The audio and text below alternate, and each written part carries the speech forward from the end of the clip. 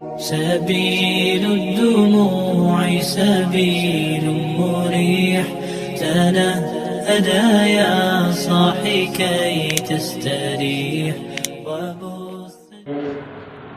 بسم الله الرحمن الرحيم الحمد لله رب العالمين والصلاة والسلام على أشرف المرسلين سيدنا ومولانا محمد صلى الله عليه وسلم وعلى آله وصحبه أجمعين اللهم افتح علينا بفتوح العارفين حكمتك وانصر علينا خزائن رحمتك برحمتك يا أرحم الراحمين اللهم نور قلوبنا بنور هداياتك كما نورت الأرض بنور شمسك أبدا أبدا اللهم انفعنا بما علمتنا وعلمنا ما ينفعنا وزدنا علما برحمتك يا أرحم الراحمين قالوا سبحانك لا علم لنا إلا ما علمتنا إنك أنت العليم الحكيم رب اشرح لي صدري ويسر لي أمري واحلل عقدة من لساني يفقهوا قولي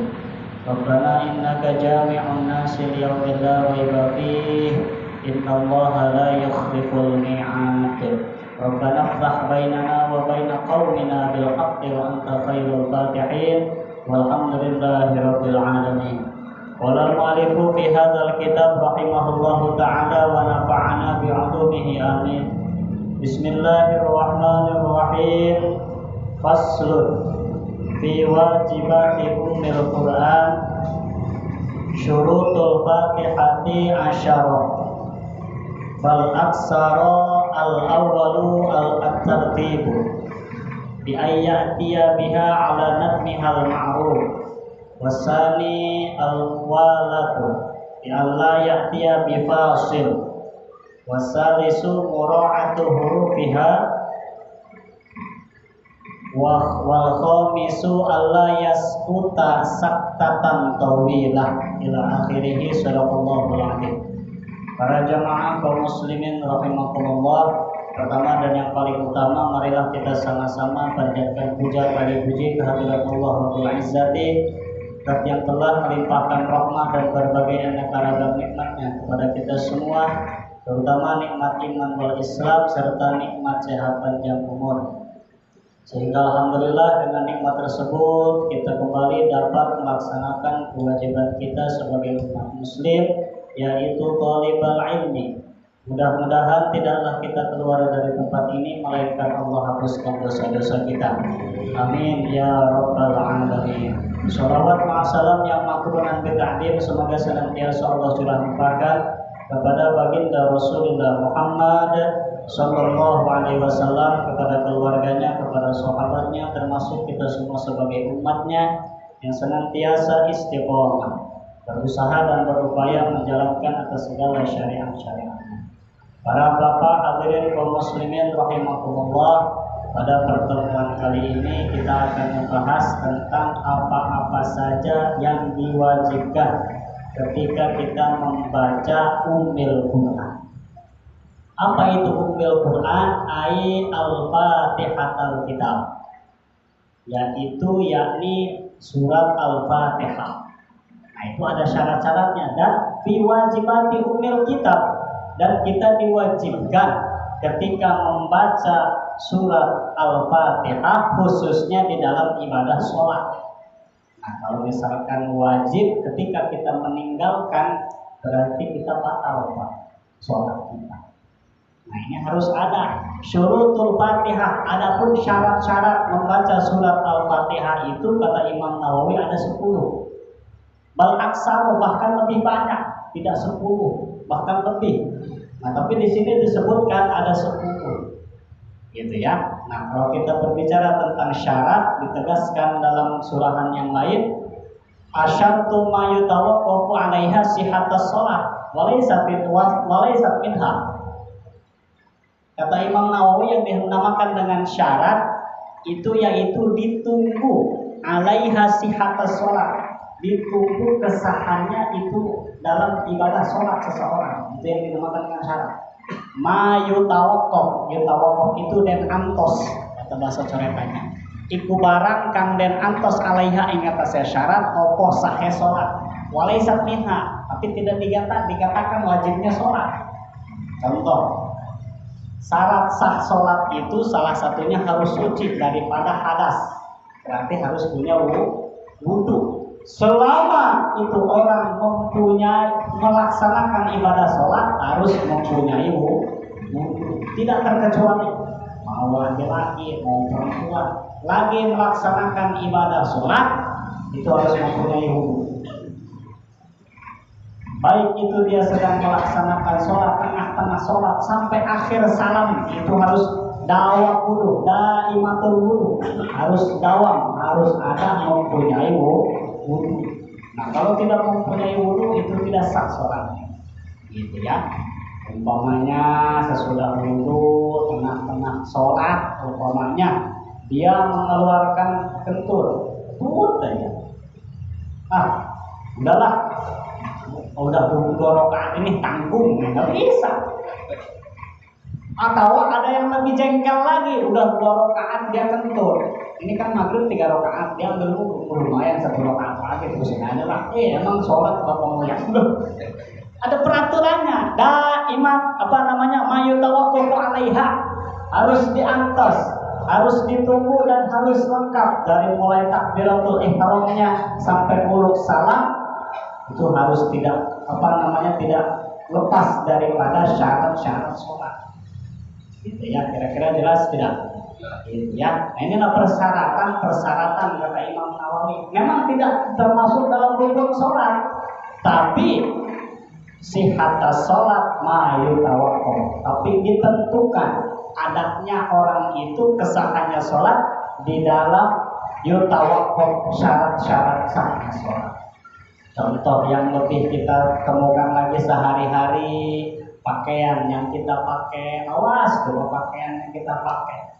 Jikalau kita mau mau ibadah sholat dicek dulu, gitu ya.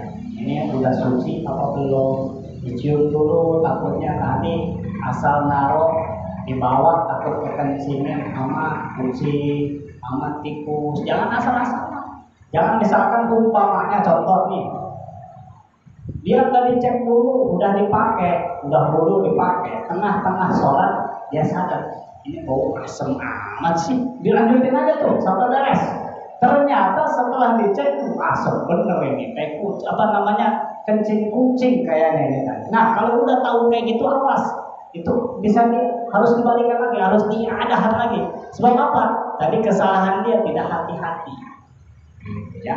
Tidak hati-hati dan mengetahui ali dan aliman, dia mengetahui, terkecuali dia datangnya anyar teka, kalau bahasa coretannya hadasnya itu hadis, datangnya anyar teka. Contoh, Pak Anam sholat, ini kebetulan tengah-tengah sholat Pak Anam gak nyadar ada tai cak-cak tempel plek aja gitu di baju, tidak ada yang Pak Anam gak sadar gitu ya, nggak ada yang ngasih tahu lagi. Tahu-tahu beres sholat, koko ada cak-cak. Ini kapan datangnya nih, perasaan tadi sebelum sholat nggak ada. Nah itu yang dihampuran kalau bahasa mereka, itu yang dimaafkan, tidak jadi masalah. Kenapa? Datangnya hanya tengah-tengah sholat. Tapi kalau udah sebelum, dia kurang persiapan, kurang diperhatikan pakaian tempat sholatnya, awas, itu bisa menjelekkan, mengurangi kualitas ibadah kita, bahkan tidak sah sholat kita, gitu ya. Nah, makanya pakaian kita, tempat sholat kita, dari atas pakaian kita sampai ke bawah harus kita perlihatkan, gitu ya, harus kita perhatikan. Inilah kembali persyaratan-persyaratan itu kata Imam Nawawi, ma yutawaqqafu 'alaiha sihhatas sholat. Memang tidak dikatakan walaisat minha, memang tidak dikatakan itu untuk rukun-rukun sholat, bukan. Tapi adanya itu bisa menentukan sahnya tidaknya sholat itu dengan syarat. Gitu ya. Mana lagi kalau tidak salah? Nah di sini juga dijelaskan mualat. Mualat itu tului-tului, Pak. Yang tadi dikatakan mulut tului-tului itu berurut-urut, tidak bisa dicicil kayak zaman sekarang kredit, nggak bisa, Pak. Umpamanya nih, sholat zuhur usolli fardhu tuli, Allahu akbar, serakaat, pulang dulu ngopi, Masih punya wudhu ini, balik lagi 2 rakaat. Allahu Akbar, udah 2 rakaat, balik lagi. Emang sholat kayak 4 julen bisa dikodok gitu? Nggak bisa, gitu ya. Harus mualat, gitu ya. Bahkan kan dalam pembatalan sholat itu jangankan bertindak, mempunyai kerjaan yang lain. Kita melangkah 3 kali berturut-turut pun bisa membatalkan sholat, apalagi sampai bubar daripada sholat. Lebih daripada itu bisa batal sholat, gitu ya. Bisa 3 kali tindakan kaki kita, tangan kita. Awas, ada anggota sikol, ada anggota ausat. Anggota sikol itu yang lebih daripada 3 itu bisa membatalkan sholat. Mana Pak Ustadz? Yang pertama kaki. Kaki itu satu rukun. Satu rukun, dimaksudkan rukun di sini yaitu 1 kali imam membaca Fatihah, gitu ya. 1 kali imam membaca Fatihah, dia melangkah 1, 2, 3, main-main. Nah itu bisa membatalkan sholat. Kalau udah rubah rukun ke yang lain, itu rubah lagi, kembali ke yang 3 lagi tadi, gitu ya. Nah, sama dengan kepala. Ini kepala juga, meskipun umpamanya ini si imam ahli bodi, dok, pas itu mah kepala jangan dulu dianggur-anggur lah. Tanya enak kali suaranya. Bismillahirrahmanirrahim. Ini kepala sampai ngangguk-ngangguk. Jangan dulu, ambil pertengahan. Nah, ini yang kita bahas nih. Apa namanya syarat-syarat pembacaan suratul Fatihah di dalam pada sholat. Baiknya seperti apa sih? Makanya di sini sepatutnya itu si imam yang sudah menguasai bacaan Al-Fatihah, gitu ya. Mana lagi, carilah kalau umpamanya ini di kampung, di musola ini si imam utama nggak ada, ting banyak urusan gitu ya, ting gering. Nah ini yang lain harus pintar-pintar memilih imam. Usahakan yang membicarakan jelas, mengucapkan huruf-huruf Al-Fatihah, itu yang kita ganti imam, gitu ya. Biar kedengaran tasjidnya panjang pendek ketika membaca Fatihahnya, itu yang dijadikan imam. Tapi kalau misalkan dia kurang, nah itu harus diterakhirkan terlebih dahulu. Terkecuali kalau misalkan udah ada semuanya ini pada ayo kalau sholat gitu ya. Nah terkecuali kalau untuk darurat seperti itu, jangan seperti kayak dongeng. Dan imam yang utama nggak ada, gitu. Ini musola ini waktu sholat maghrib sampai tereh isya, pokoknya sholat. Ayo, akhirnya RT bingung, diumumkan ya udah. Para jamaah sekalian, udah ini sholat maghrib ini diliburkan saja, sudah. Ya imam lagi ayat, cina naudzubillah, gara-gara nggak ada pengganti imam. Tapi saya yakin di musola mau gitu ya. Nggak ada yang ini, ada lagi penggantinya banyak. Yang penting kita mengetahui apa saja syarat-syarat yang diutamakan untuk memenuhi kriteria membaca surat Al-Fatihah. Nah, inilah syurutul Fatihati asyarah, bahwa syarat-syarat membaca Al-Fatihah itu ada 10. Yang pertama at-tartibu, yang pertama yaitu tartib membacanya. Tartib di mana cincin Pak Ustaz? Bi ayyatiya biha ala nadmihal ma'ruf. Dia meruntutkan, dia menyesuaikan ayat-ayat yang tercantum di dalam mushaf, dia membacanya dengan tartib. Contoh yang sering kita dengar lah, di bismillah sampai siratal ladzina an'amta 'alaihim ghairil maghdubi 'alaihim waladdallin. Tidak diacak-acak. Tidak. Bismillahirrahmanirrahim. Ar-Rahmanirrahim. Alhamdulillahirabbil alamin. Potong kata Imam Qasim. Bicara kedua. Gitu ya. Tuh imam macam apa lu enggak tartib kayak gini? Enggak sah. Kalau ada imam semacam itu, harus tartib. Di ayat niha ala nadmil ma'ruf, harus sesuai runtutan daripada mushaf, yaitu Al-Qur'an. Itu yang pertama, poin penting. Yang kedua, wasani al-mu'alaf. Yang kedua yaitu mu'alat. Bi Allah ya'tiya bi fasilin, bahwa dia tidak memisahkan antara ayat dengan ayat yang lain, tidak memisahkan. Tidak memisahkan apa di sini maksudnya Pak Ustadz? Tidak memisahkan, tidak menyelang dengan zikir-zikir yang lain, meskipun itu tidak membatalkan sholat. Kita sedang membicarakan sholat ya.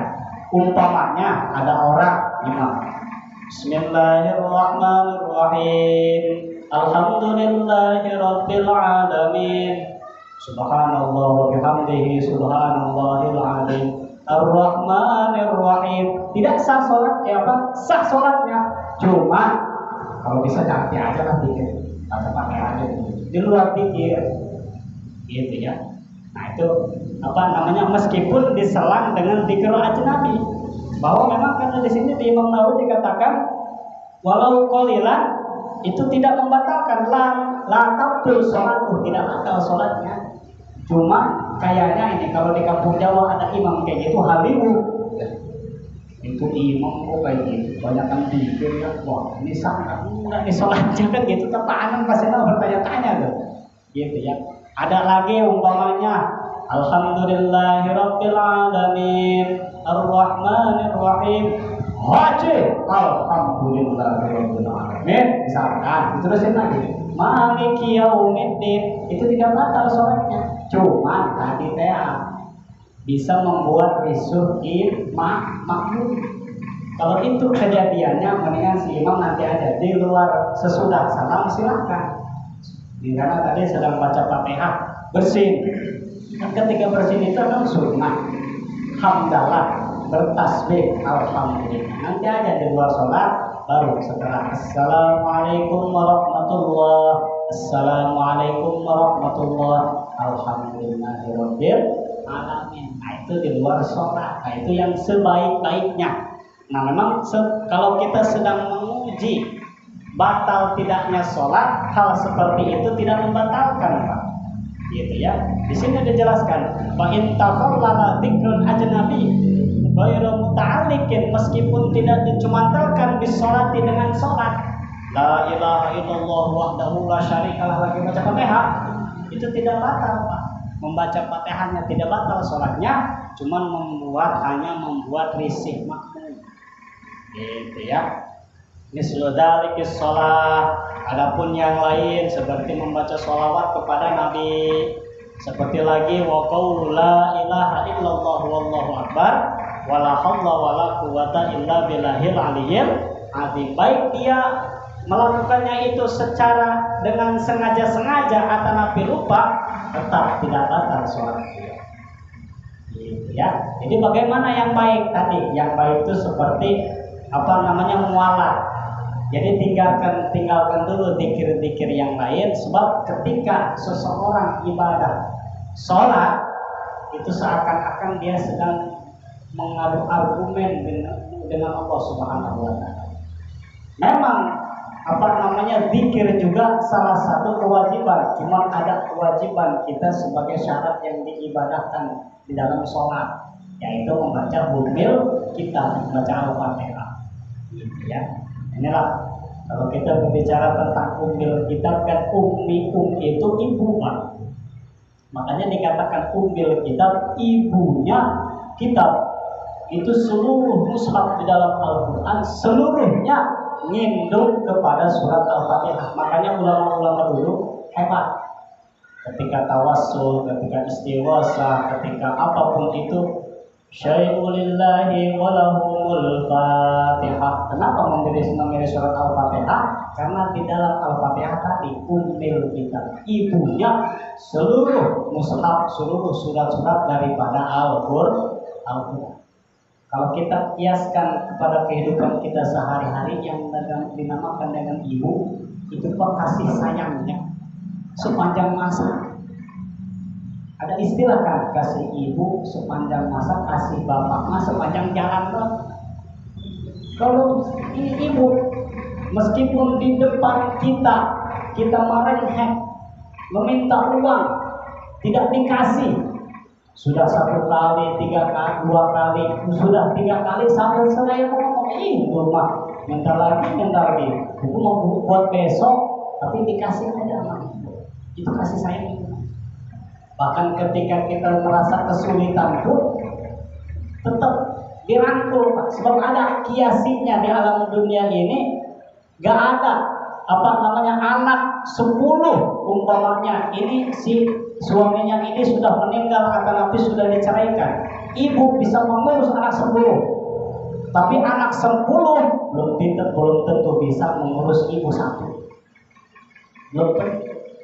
Gitu ya. Itu serupai Pak di dunia ini kadang-kadang ibu kok bisa mengurus anak 10, tapi 10 anak belum tentu bisa mengurus ibu. Hiri-hiri anak 5. Gitu. Kadang-kadang kayaknya mata teh aja lah ibu mah udah tua pikun, kadang-kadang isi kayak di tengah imah sini. Mata teh aja. Kadang-kadang yang paling naudzubillah dari udah titipin aja ibu mah di panti asuhan. Naudzubillah. Awas, itu bukan kelakuan orang Islam. Sebab keramat yang paling mujarab di alam dunia ini doa ibu. Doaul walid li waladihi ka doail anbiya li ummatihi. Kalau Bapak ingin tahu doa yang paling dijawab di hadapan Allah, yaitu doa ibu Bapak. Gitu ya. Makanya ketika kita jarak ke Wali Songo, ke Sultan, ke ulama-ulama soleh, itu sebelum kita jarah-jarah ke tempat-tempat itu, kalau umpamanya orang tua kita sudah ada, orang tua dulu jarah. Orang tua dulu jangan ninggalin. Ini mah jarah hari itu di Sultan Hasanuddin di Betina sampai 30 sampai 3 malam. Tapi hari itu Bapak di Solo itu doa wali nggak bakal nyampe ke atas, terhalang oleh doanya orang tua. Na'udzubillah min dzalik. Nah, inilah kita tahu sekarang bahwa penghormatan akan menjadi orang tua itu sangatlah penting.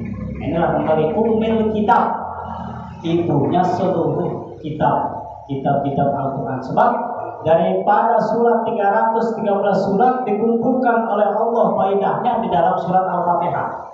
Di dalam surat Al-Fatihah dipersingkat lagi dalam kalimat Bismillahirrahmanirrahim. Makanya madhabun Syafi'i yaitu mewajibkan, mensunahkan, bahkan termasuk dalam ayat surat Al-Fatihah lafaz Bismillahirrahmanirrahim.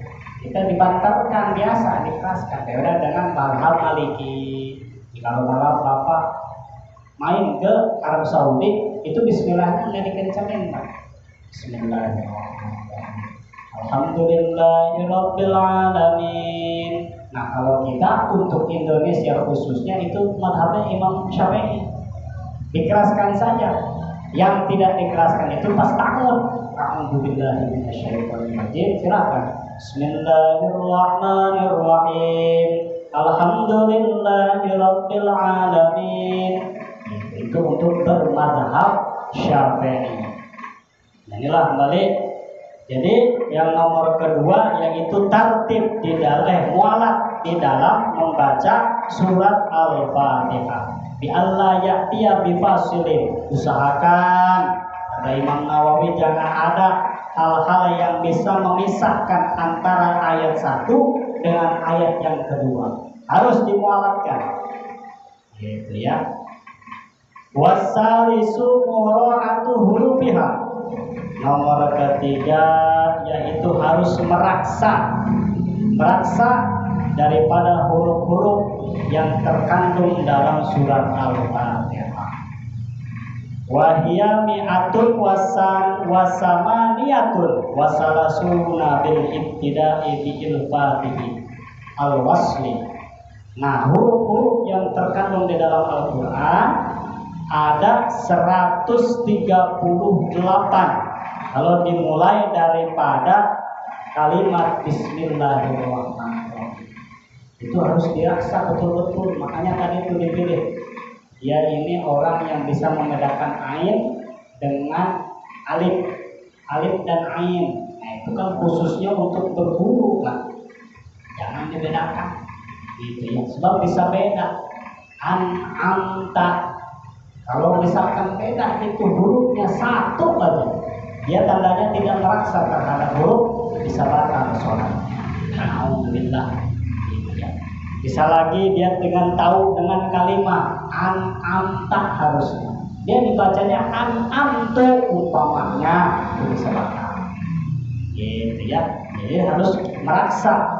Wa amma idza adda syiddah hurufan ma ada fi sirati fil mawdai'ain wa al-faddin. Nah, adapun tasydid di dalam huruf surat Al-Fatihah khususnya fil mawdi'ain, khususnya di tempat yang dua lafaz waladhdallin itu sangat disyiddahkan.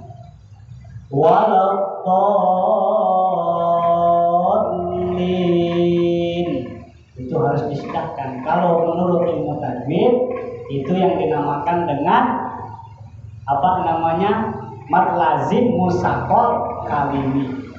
Mad lazim musaqqal kalimi panjangnya pun nyampe 6 sampai 7 harokat. Gitu ya. Ini harus kita mengetahui. Waladhdallin. Nah, kita kaji terlebih dahulu tentang waqaf. Siratal ladzina an'amta 'alaihim ghairil maghdubi 'alaihim waladhdallin. Itu di ayat siratal ladzina sampai waladhdallin itu ada yang mengatakan makruh kalau berhenti di tengah-tengah, bahkan ada yang menyebut haram. Ada yang menyebut makruh di mana? Ketika alaihim yang pertama. Siratal ladzina an'amta 'alaihim ghairil maghdubi 'alaihim waladhdallin. Itu menurut sebagian ulama makruh. Nah, ada lagi yang haram, alaihim yang kedua. Siratal ladzina an'amta 'alaihim ghairil maghdubi alaihim waladhdallin. Dia berhenti sengaja untuk itu haram. Gitu ya. Oh, Ustaz, saya mah napasnya kayak ikan emas, ngap-ngapan, silakan aja. Yang penting sesuai dengan tuntutan tadi, yang tengah aja ambil. Jangan yang kedua. Kalau yang kedua itu murojaah, wajib dibalikin lagi. Gimana murojaah contohnya? Umpamanya napas dia nih si imam kayak ikan emas, celangap-celangapan baik, ngerokok beuki dong apaanan ya kan? Siratal ladzina an'amta 'alaihim ghairil maghdubi 'alaihim waladhdallin. Kalau ada yang komentar, gua murojaah ngaji takbir dah pada ngomong. Gitu ya. Murojaah gitu kan. Murojaah itu balik lagi ke kalimat sebelumnya dengan catatan dia memang napasnya itu sudah habis gitu ya. Jangan divariasikan, napas masih panjang tapi pengen diberhentiin, ini yang masalah. Napas masih panjang diberhentiin, itu yang masalah gitu ya. Nah, ini terkhusus yang mempunyai memang napasnya itu agak kurang. Nah, inilah. Jadi kembali harus meraksa huruf-huruf di dalam surat Al-Fatihah. Nah, ada sedikit faedah di sini.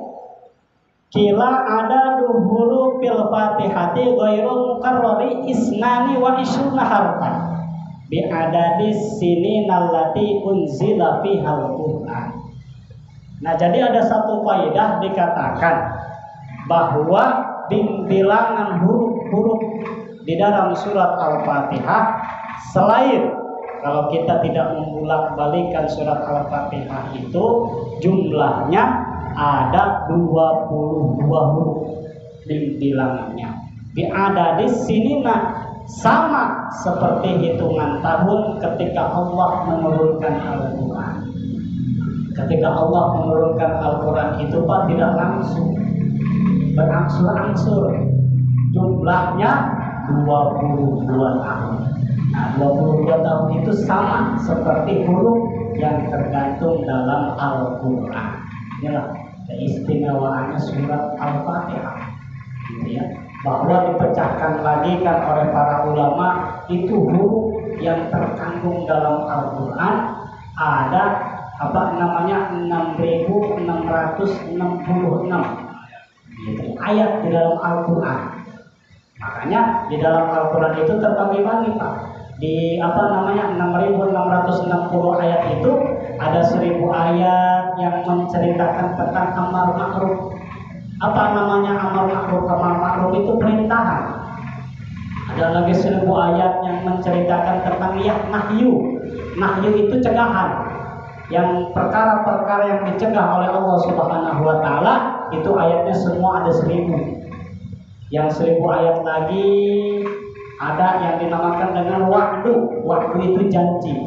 Janji-janji Allah untuk orang-orang yang bertakwa, untuk orang-orang yang saleh, yang yang dijanjikan oleh Allah khususnya dimasukkan ke dalam surga. Ada lagi wa'id, ancaman Allah. Ada lagi 1.000 ayat yaitu qisasun wa ikhbar, ceritaan-ceritaan nabi-nabi terdahulu dan orang-orang soleh. Ada 1.000 ayat jumlahnya di dalam Al-Quran. Ada lagi yaitu 1.000 ayat menceritakan tentang perumpamaan kata Nabi ibarun. Ada lagi 500 ayat menceritakan tentang halal dan haram. Yang 100 ayat Allah ciptakan yang dinamakan dengan nasikh dan mansukh. Dan yang sisanya 66 ayat Allah cantumkan istighfar dan zikir. Seperti Rabbana atina fid dunya hasanah wa fil akhirati hasanah wa qina adzabannar. Itu tercantum di dalam Al-Quran. Ada lagi Rabbana hab lana min azwajina wa dzurriyyatina qurrata a'yunin waj'alna lil muttaqina imama. Itu ayat di dalam Al-Quran. Cuman kata curahan guru, jangan sekali-kali kita merubah ayat. Kan di Rakas Bitung aja khususnya itu suka menambahkan kalimat yang dia pahami dengan kalimat Al-Quran paham. Itu jangan. Kalau kita belum sampai ke situ. Contoh, ya ayyuhal hadirun ittaqullaha haqqa tuqatih wa la tamutunna illa wa antum muslimun. Kalau bisa jangan. Itu surahan guru, jangan. Al-Quran itu suci, jangan dicampurkan dengan kalimat-kalimat pemahaman otak manusia. Kalau mau semuanya ayat dicantumkan, ya ayyuhalladzina amanu taqullaha haqqa tuqatih, itu aja. Kalau misalkan mau membuat kalimat yang kita ciptakan sendiri, kita bisa ahli alat, kita sudah matang alatnya, silakan. Ya ayyuhal hadirun ittaqullah. Apa namanya? Wattaqu rabbakum. Fa inna taqwa ma'asyiral muslimin rahimakumullah. Apapun itu kalimatnya. Pokok bazal muttaqun gitu ya. Yang penting jangan disalahgunakan kalimat Al-Qur'an dengan pikiran kita sendiri. Itu yang jadi masalah. Gitu ya. Inilah. Jadi di dalam ayat 6.660 ayat itu dibagi-bagi oleh Allah Subhanahu wa taala, tidak semuanya menceritakan tentang ikhbar, tidak semuanya menceritakan tentang zikir. Inilah kembali lagi diceritakan Al-Qur'an itu diturunkan oleh Allah Subhanahu wa taala selama 22 tahun sama dengan jumlah surat Al-Fatihah, huruf surat Al-Fatihah di dalam Al-Qur'an. Wa kadza adadu hurufi suratin nas. Adapun sama dengan bilangan huruf surat Qul a'udzu birabbin nas. Wa awwalul Qur'ani bil bismillahirrahmanirrahim wa akhiruhu sinu wan nas. Nah, adapun di dalam Al-Qur'an diawalinya dengan bismillahirrahmanirrahim. Dengan menyebut nama Allah. Nama Allah yang pertama disebut di dalam Al-Quran, dan di akhirnya wa akhiruhu sin. Sinnya di dalam surat An-Nas, wan minal jinnati wan nas. Itu akhir surat An-Nas. Mengkiaskan apa ini? Bahwa manusia itu jauh tidak ada bandingannya dengan makhluk. Kita sebagai manusia hanya makhluk. Tidak bisa makhluk dibandingkan dengan Khaliq. Itu sebagai tanamkan rasa tauhid terhadap kita, bahwa memang sifat Allah itu yang wajib. Di Allah itu semuanya ada 20, yang mustahilnya 20, Yang wenang di Rasul ada 4. Wenang wajib di Rasul ada 4, mustahilnya 4. Wenang di Rasul ada 1, mustahil di Allah ada 1, wenang di Rasul pun ada 1, dan semuanya akrab basariyah. Gitu ya. Yang bisa memenangkan itu hanya milik Allah Subhanahu wa ta'ala. Nah, ini kita harus kenal. Nah, mana lagi? Lam taktuhu tanbihatun ajma'ul qur'a ala isqati alfi maliki fi suratin nas bi khilafi fil Fatihah. Nah, inilah kita harus bedakan. Ada kan di dalam surat Al-Fatihah Maliki Yaumiddin, dikumpulkan oleh para ulama dan disepakati bahwa Maliki Yaumiddin dan Malikin Nas di dalam surat An-Nas itu beda, Pak. Kalau di dalam surat Al-Fatihah wajib panjang, Maliki Yaumiddin, dan yang merajai nanti di hari kiamat. Kalau di surat An-Nas ini tidak wajib panjang, Malikin Nas, meskipun secara tajwid memang wajib panjang, tapi secara pendapat ulama kebanyakan tidak wajib membaca panjang di dalam Qul a'udzu birabbin nas. Qul a'udzu birabbin nas, malikin nas, yang dibaca panjang. Nah, kalau misalkan sebaliknya kita di dalam surat Al-Fatihah mengurangi panjang, nah itu bisa kurang syarat kita membaca surat Al-Fatihah, bisa batal sholat. Contohnya Ar-Rahmanir Rahim Maliki Yaumiddin, karena kita bermadhab Imam Syafi'i. Imam Nawawi di sini, Syekh Nawawi bermadhab Imam Syafi'i, harus memanjangkan kalimat daripada Maliki Yaumiddin, harus dibaca panjang. Gitu ya. Adapun madhab-madhab yang lain kita sedang tidak membahas. Ada memang madhab yang lain menjelaskan Maliki Yaumiddin, apalagi Qur'an. Itu Qur'an kan bervariasi, kadang dibaca panjang, kadang dibaca pendek. Nah, untuk khususnya ibadah sholat jangan mempermainkan, harus dibaca panjang. Maliki Yaumiddin, nah gitu ya. Nah, inilah syarat yang ketiga. Nah, adapun warabi'u yang keempat, mura'atu tasydidatiha, harus kita meraksa, menjaga tasydid daripada surat Al-Fatihah. Jadi tasydidnya itu dari mulai bismillah sampai waladhdallin semuanya harus kena. Yang dinamakan dengan tasydid itu syiddah. Syiddah itu harus berada di tengah. Kalau bahasa kitanya Bismillahirrahmanirrahim, itu di tasydid. Gitu ya. Mana lagi iyyaka na'budu wa iyyaka nasta'in. Iya itu maknanya hanya kepadamu lah, hanya kepadamu lah kami menyembah, dan hanya kepadamu lah kami memohon pertolongan. Itu maknanya iyyaka na'budu wa iyyaka nasta'in. Tapi naudzubillah kalau misalkan pastinya itu dihilangkan oleh kita, iyyaka na'budu wa iyyaka nasta'in, itu bisa rubah maknanya. Ada yang memaknai itu panasnya matahari, kepada matahari lah. Kalau bacanya seperti itu, naudzubillah, maknanya kepada matahari kami menyembah dan kepada matahari kami memohon pertolongan. Itu kan musyrik. Kalau tidak tahu maknanya kembali itu ahsanuhu qiraatul Fatihah. Memilihlah dengan bijak ketika kita memilih imam, usahakan yang dia pandai tajwidnya, yang dia bisa meraksa seluruh huruf, seluruh tasydid di dalam surat Al-Fatihah, itu yang kita pilih. Jangan umpamanya, mohon maaf, yang cadel itu bisa ketawa nanti si makmum. Iyyaka na'budu, iyyaka na'budu, bulu kan disebut, gitu ya, bisa seserian gimana, gitu.